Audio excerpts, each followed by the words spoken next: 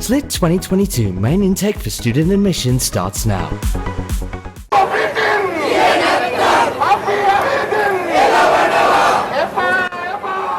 The Jatika Jana Balawege launched a protest march from Delkanda today.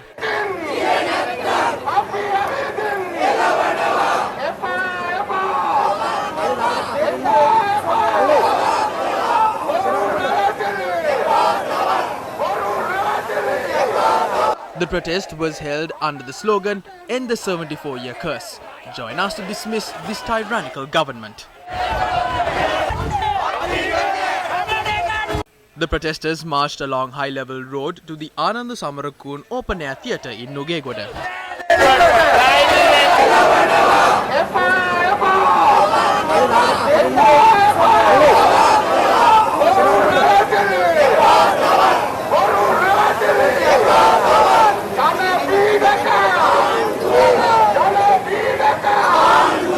අද ජනාධිපති මන්දිරේ සාකච්ඡාවක් තිබ්බා මේ රට හදන. A discussion was held at the President's house calling for proposals to uplift the country. One person at the meeting was Basil Rajapaksa.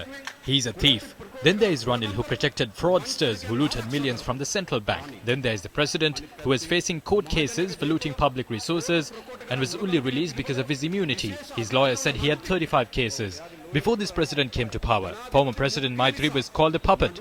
Do you remember that? හිටපු ජනාධිපති මෛත්‍රීපාලට කිව්වා පඹෙක් කිව්වා. මතකද? ඊට පස්සේ හිටන් කිව්වා. හුටන් කිව්වා. දැන් ඒ ජනාධිපති වේදිකාවට අවිලා කියනවා එයාගේ කාලේ টොප් කියලා. දැන් එහෙනම් කොහොම තියෙන්න ඕන?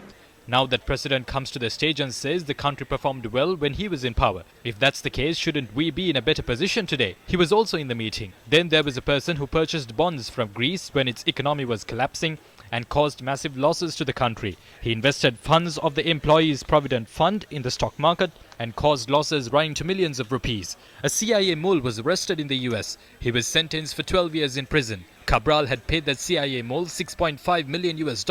Can that Cabral resolve the country's problems? Then we have Mahinda Rajapaksa, who pushed the country into a debt trap and looted millions from the public coffers. If we attended the meeting, we will only tell them one thing. We would say Gotabaya that he has to resign, as we have had enough. We came here to Nugegoda for one reason, that is to demand the Rajapaksas to resign. I have a proposal that was tabled in the cabinet on March 18th. Gotabaya Rajapaksa has signed this. I have in fact 7 cabinet papers.